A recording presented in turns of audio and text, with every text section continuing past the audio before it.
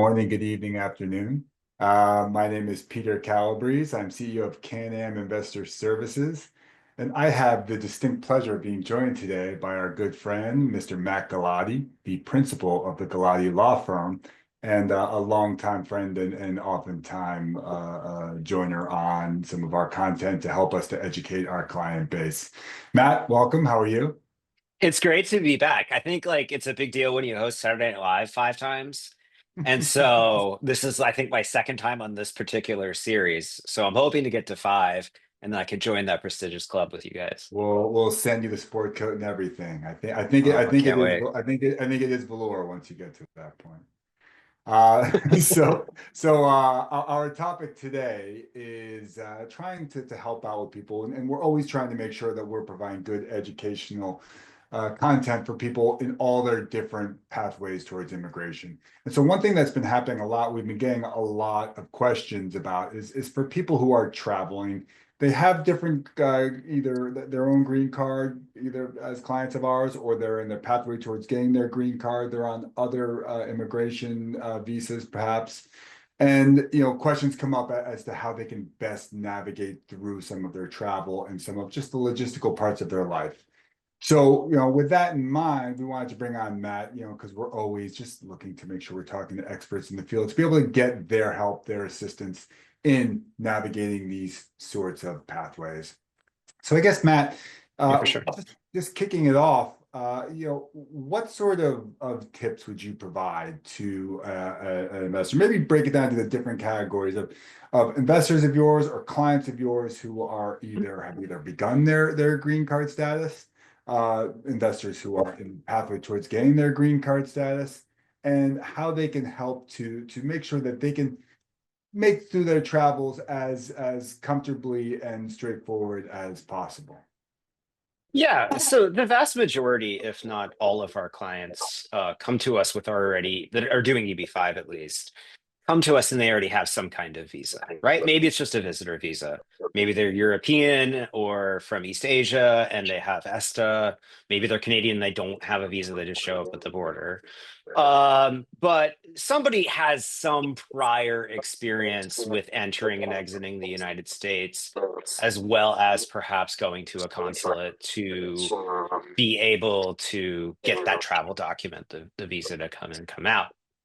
And you kind of hinted at this. There is obviously a change in administrations and their approach to their activity, if we want to call it that, the active nature of the officers at the border is more aggressive than it was last year. Now, 99.999% of people that we've represented and have come across have not noticed a major change over the past 5 months.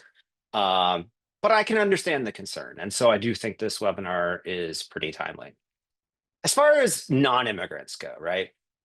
Very generally, there's just kind of two different kinds that we can refer to for the purposes of the discussion. Visitors and people are here on another kind of visa that allows them to do something more concrete in the US. So with a visitor visa, it is incredibly important that if you're using that when you're having interactions with CBP officers, by the way, none of this is legal advice. Please consult a lawyer if you do need some. But it's important that you're coming to actually visit, right? And so if you're coming for a vacation to visit a relative, things like that, lying to someone at the border is never a good idea. There is also a B1, a prospective investor visa that some of our clients have received in the past. And I know your in-house counsel has done wonders to help our clients get those, where they can actually come and visit a CanAm project and then decide whether or not to invest. So with a visitor visa, you're generally granted a 180-day stay that can be extended if the circumstances warrant it. Usually they don't. And representing yourself properly to the officer is important. You can also hire an attorney, not just to help you get the visa. Attorneys also often will draft something called a pocket letter that, as its name might suggest, you generally keep in your carry-on bag. And if you are questioned thoroughly at the airport, you can provide the letter to the CBP officer and hopefully address any concerns, right? Um, so that's kind of it with visitors. Everybody else is already in the States with either a job or they're studying, right? So it's no huge secret that for the past 10 years or so, the biggest growth in EB-5 has been of people in the H-1B visa. And the majority of those people are Indian, right? Because of backlogs in other categories. And so those people yeah, generally have a lot more experience crossing the border because they've been here a long time. But of course, to use the H-1B visa, they need to be coming to return to their employer. And obviously, they can go home to visit family, come back and on a Friday and go to work on Monday, that kind of thing. But just generally bringing with you documentation to support your H-1B visa, like your approval notices showing the duration, maybe even having payroll records to show that you're still employed in case that kind of thing comes up. Students, they travel with their I-20s. We do advise students from time to time, but their best resources are going to be speaking with their designated school officials or DSOs. Those folks are in the weeds 40 plus hours a week dealing with these kinds of issues. Um, I guess there's kind of just everybody else, right? So everything between, people working for foreign governments to people working at Disney World. And circumstances are going to vary based on each individual's what exactly they're doing and what visa category is there.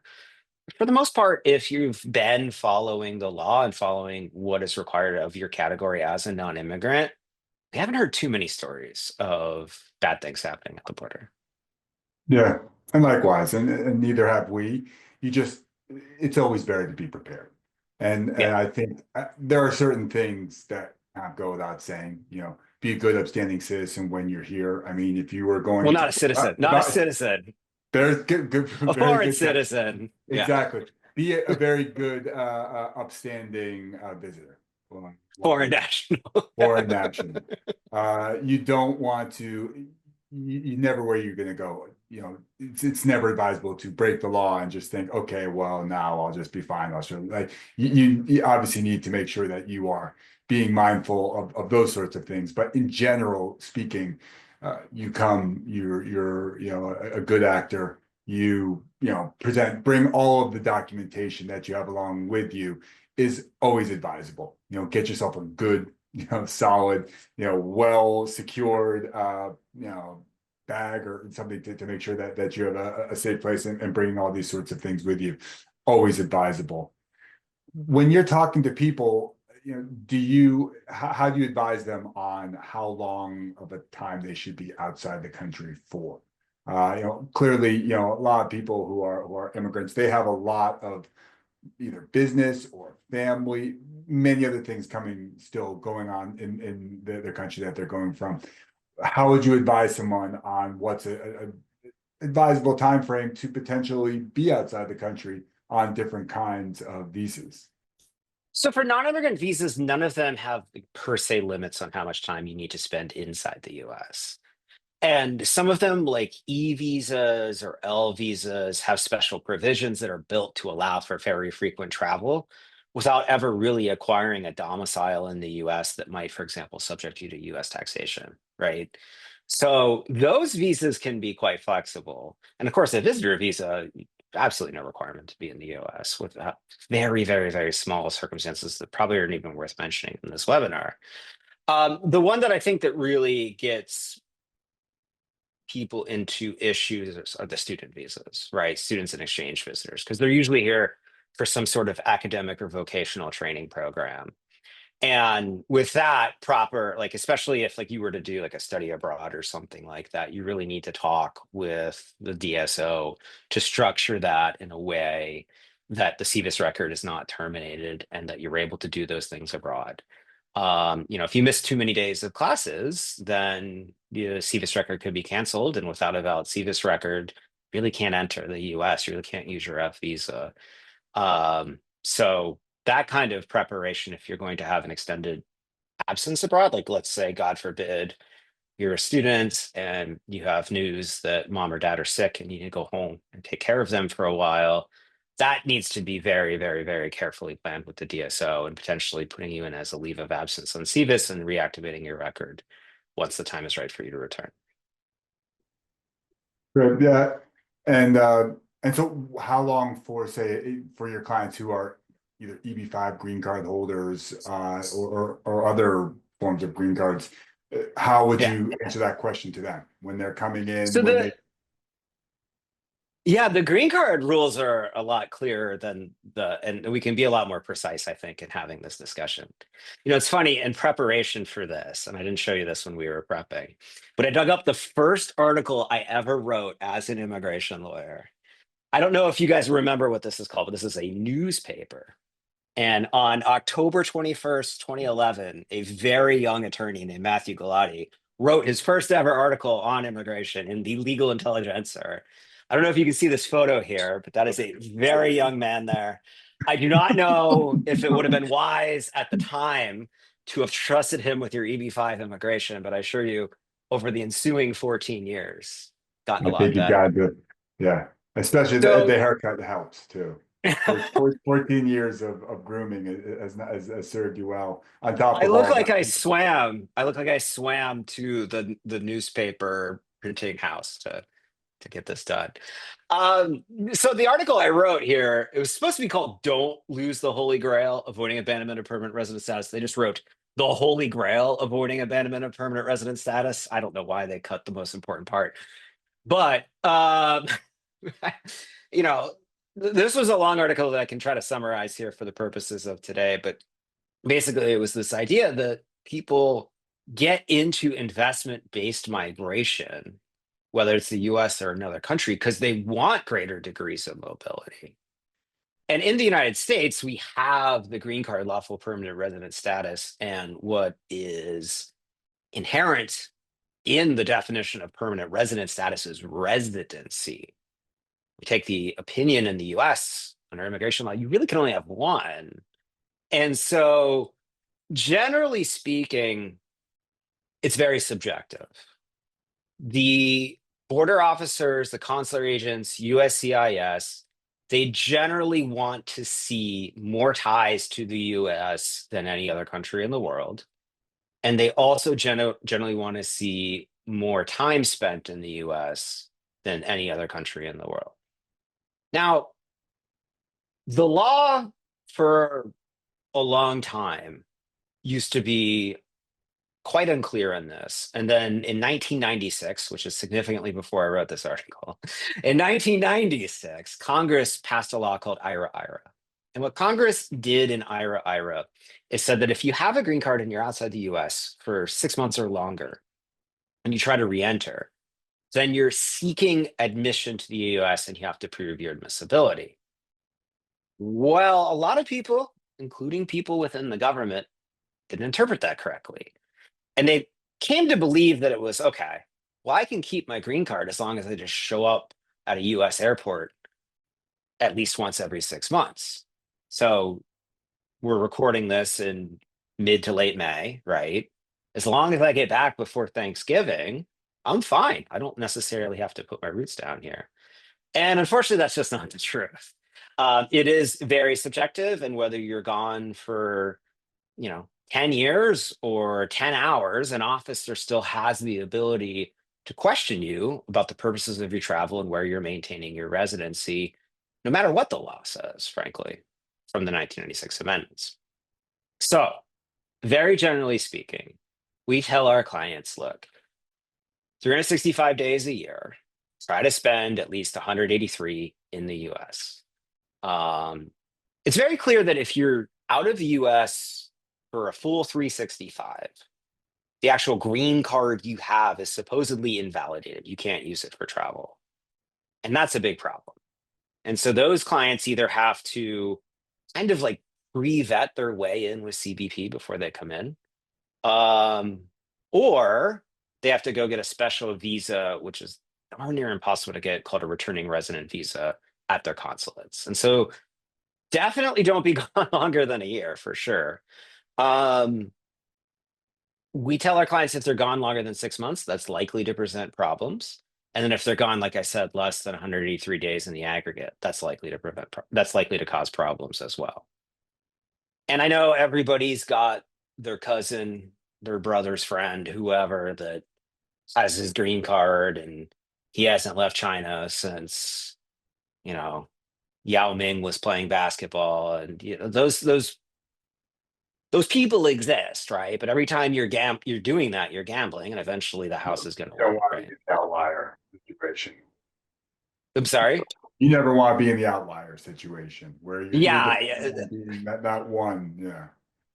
I think most immigrants and most immigration attorneys prefer very boring kind of fact patterns. When it gets interesting, that's when there's problems. I prefer boring, at least at my advanced age. Do we? I love a good boring pathway towards getting your immigration and getting your Yeah, investment goals accomplished. So and this is all very helpful because I think it's important to know and just some things that can be practically used for people is bring your documents, have these sorts of things available to you, have these time frames in mind as you start to plan your travel. I mean, if you have urgent business that you need to attend to back home, you're going back to India for a stretch of time, keep in mind that you could come with complications if you're going to be going and attending to that business for 8 months. And these are sure, things that are definitely important to you. And I think it's also important as you are coming and doing these because I mean, I know our clients and your clients, they are doing extensive due diligence on their project on this, and they know that they're going forward with it.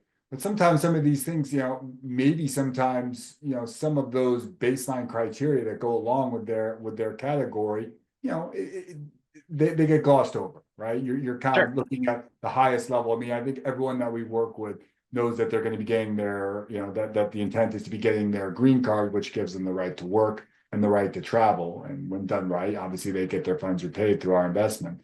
But some of these other things, I think it's important to know some of those other aspects of it so that you can be that much more prepared when you are going to the border or when Yeah, you're crossing over. Because I think sometimes just having, just understanding what your rights are or what is granted to you through the visa category that you have, or the your actual green card, the rights that go along with it are important because it will just make those interactions going through that much easier. When you can yeah, easily simply answer some of those questions that are being asked of you, you know where they're coming from because you know what your visa affords to you. right. Now, it's not completely inflexible. So I did mention that we tell our clients, look, you're going to be gone longer than 6 months. That's a problem. Certainly if you're gone longer than a year. But there's a solution to it. Hmm. And so one of the things that US immigration allows is that you can apply for something called a reentry permit. And they're kind of cool looking. They almost look like US passports, these little books. They have your picture in, printed on nice passport-like material. Um, and you travel with that document to re-enter the United States. With a re-entry permit in hand, you're able to be outside the United States for the entire duration of the permit, and you don't have to worry about losing your green card simply because you're outside of the US. You can commit all kinds of crazy crimes and still lose your green card, right? But with a reentry permit, you can be gone for the maximum duration of the permit. The maximum duration is 2 years. And so we've had clients that, especially back in pre-RIA, when the processing times were really all over the place and no one could predict when someone was going to get a green card, significantly better now, of course. But we've had clients say, okay, well, I'm not ready to move yet. They come in, they apply for the reentry permit. You do have to be inside the US to apply. Then you can get the permit delivered to your attorney in the US, or you can get it delivered at a consulate abroad, go pick it up, and then your worry about being gone for too long kind of fades, right? You need to come back and apply for another one before it expires. You certainly don't want to be stuck outside without a valid reentry permit. That's bad. But for the most part, knock on wood, our clients have not had too much trouble to get these. You need to give the government a valid reason for it. And when your time abroad should terminate, doesn't necessarily have to terminate on a date certain, but terminate upon an event, be it when I sell my business, be it when I complete this prestigious scholarship that I got at Oxford University, be it when my grandmother's well enough to take care of herself, right? We've used all of those kinds of reasons to get our clients reentry permits. And for the most part, they've not had trouble traveling. That's great. Yeah, I mean, and that's a huge piece of advice because we talk about this in all different parts of an EB-5 investment as prior planning, right? And whether it's from a tax consequence or from the transition of your business or from the move of your children to go from school, where you're coming from to start getting ready for school and those sorts of Yeah. interactions within the United States. So this is no different from that, in terms of, that there is something that's significant that's going to be going on. Don't make this something that you're now, concerned about if the reason that you need to go travel abroad is taking a little bit longer than needed. Something like this, and like you said, something that could be in place for upwards of 2 years, having that reentry permit is a huge benefit and something that's definitely helpful. It also Yeah. leads me to a little bit of a on the subject of pre-planning to, Mhm. sometimes when you're looking at your life circumstances and you're coming over, there is a bit of pre-planning that can go into your actual entry into an EB-5 investment. Now, Sure. for all of those thousands of families that are already with us, that have already gone through you've already started your investment, you've already made your investment, and you've already filed your petition. The prior planning had to have already been done. But for some of Hopefully. those people, hopefully done well. But for those individuals who are now looking now at moving forward with this, there is some prior planning that if you start to look forward at what your future travel needs might be, or what maybe your obligations might still be to your business back at home or your family back at home that you want to be able to attend to, you can do some prior planning from an EB-5 standpoint to allow for a little bit more flexibility. If you want to talk about that for a bit. Yeah. Perhaps one of the most important decisions to be made kind of at the outset is who's going to be the investor, because the investor needs to get the green card and live in the US. The spouse doesn't necessarily have to do that, right? So if we've got mom and dad, and mom is the CEO of a successful company abroad, and dad plays a lot of PlayStation abroad, and the kids are in school, and we're going to put the kids in US schools, and mom needs to spend a lot more time abroad running the company, then maybe dad should be the investor, right? And then dad can come in and bring in the kids. They can go to school in America, be it our awesome public school system, private school system, university system. And the family's residence then hinges more on dad's plans than mom's that might not be able to commit at that time. And so we've had that conversation with lots of clients being like, wait a minute, you're telling me that you don't even want to move to the US for 5 years until after we file the petition? Why don't we make your spouse the petitioner instead? And it is possible for additional pathways to immigration to open up after that, right? So, for example, in the scenario I just gave you, you could, once mom wraps up her business, she can come in as an EB-5 derivative later under something called following to join. So, what you basically do is just file a form with USCIS. They let the embassy know that there's an additional applicant on the petition. And then she goes through that process, has her own interview, gets her own EB-5 visa, comes in, and then can join the rest of the family wherever they are in the process. So if they have like a pending A29, for example, she can just jump right into the pending A29. Doesn't even have to wait 2 years, right? She can. So then she wouldn't have to necessarily at the point of the I-526 petition approval declare this derivative at that point. I mean, the form asks you for everybody in your family, right? So she needs to be disclosed, but she doesn't necessarily need to take the benefit at the time the rest of the family does. The only person that absolutely has to is the investor. And then of course you have to watch for issues about kids aging out. So sometimes they need to, even if they don't might not want to, just to keep that option open for the future. But spouses, I mean, as long as the relationship existed before the investor got the green card, they can basically come anytime. And then sometimes the other thing that happens too is that the spouse will naturalize, and then you don't even have to do EB-5. You can just come in as a spouse of a US citizen. Yeah, no, that's hugely helpful. And because I think that there are things that are controllable and there are things that are not, and Yeah. that's the type of advice I often, because trying to get yourself prepared for the outlier type situation is really, really difficult, and it's just going to lead you towards undue anxiety. But there are things that, it is very realistic that you need to be more prepared as you're coming. You don't want to have this be a situation. You don't want to be the one fumbling through trying to find, or I think I have a picture of that visa somewhere on my phone, or I think I have that, Yeah. have these things all prepared and ready. And even, as we just discussed, take that a step back and say, even as you're contemplating, say, an EB-5 investment from the get-go, have these sorts of things in place to say, have we chosen the right individual within our family to be the main Sure. applicant? Because it's going to make for easier family planning, with travel being a small aspect of that portion of it, all the way through to the points of the different visas that you have in place.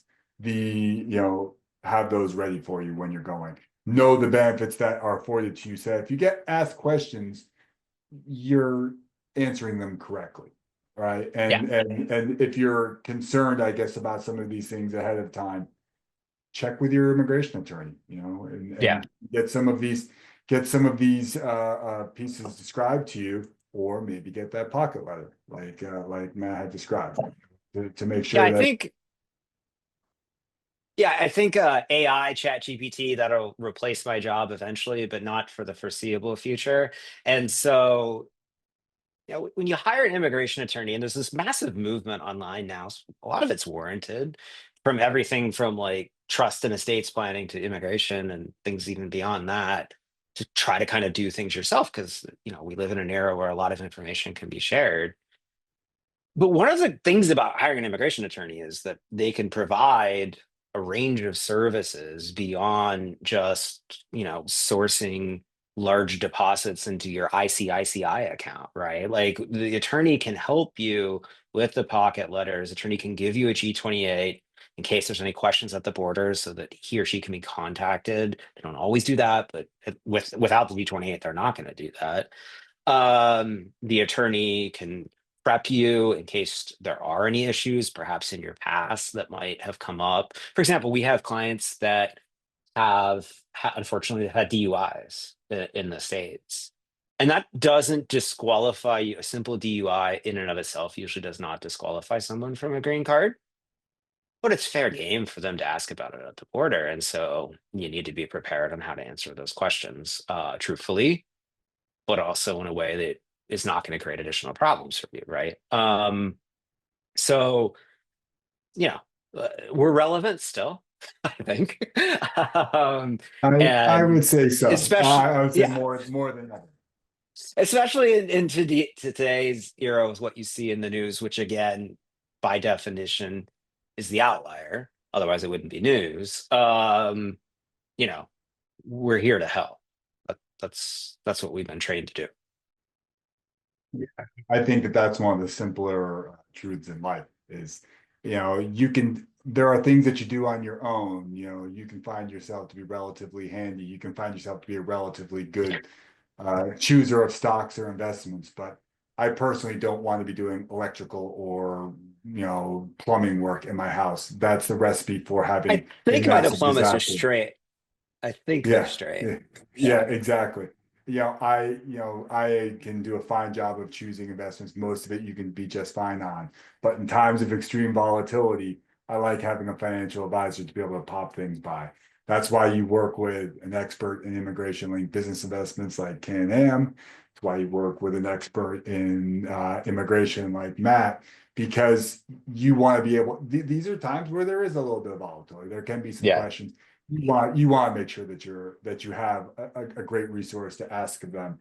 I know personally, like if I was seeing these sorts of things, I would want to make sure that you had all the preparation done ahead of time, so that the travel through, you don't want to be having that additional stress as you're going through. You want to make sure that you've done all the planning you can ahead of it. And yes, Matt, your guidance for people, I think, is more than still relevant. I think that you're doing a lot of helping a lot of people, making sure that they can navigate through these sorts of things. We try. We try hard. We try our best. Well, I mean, is there anything else, in closing, maybe that you'd like to share that you think could be helpful, that would be informative for people? I still think, and obviously we were motivated to do this webinar based on what we've been seeing in the news. I still think for the vast majority of people, EB-5 remains a great option if they want to live in the US. It is far more stable now, at least expectation wise, than it was 4 years ago.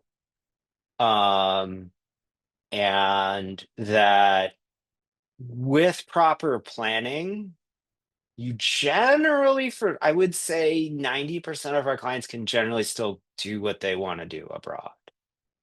There might be extra steps involved. They might not like having to appear for biometrics time and time again.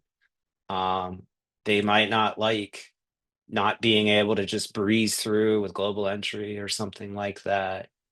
But, you know, at the end of the day, if achieving US residency is what they wanted, it's still extremely viable. Yeah, no, I agree. I think for most people, it's still the best pathway to get to their ultimate immigration goals, the ones that we're talking to. And yeah, I think it's a great opportunity for people for whom this is achievable. And I think that the assistance for a traveler goes, in a lot of this advice, I think goes across for all, but specifically to, the EB-5 investors that we're talking to. I mean, the plan that we always end up leaving a lot of these things is plan ahead, make smart decisions beforehand, and make sure that you've done everything you can to make these things go as smoothly as possible. And in working with a good regional center and a good lawyer, that is generally the case. That's generally the pathway that you're going to have. So, I think that this is it's good advice, and I think that hopefully this is helpful for people as they do start to make some travel plans, and if they are able to take the correct steps to make these things go as smoothly as possible. I hope that is helpful for everyone. For sure. Well, thank you, Matt. It's a pleasure as always, and we look Love forward to being talking here. later. Hopefully I can come back for 3, 4, and 5, and you can give me that jacket you promised. Yeah, exactly. We'll get on that. All right. Sounds good. All right, man. Take Take care. care.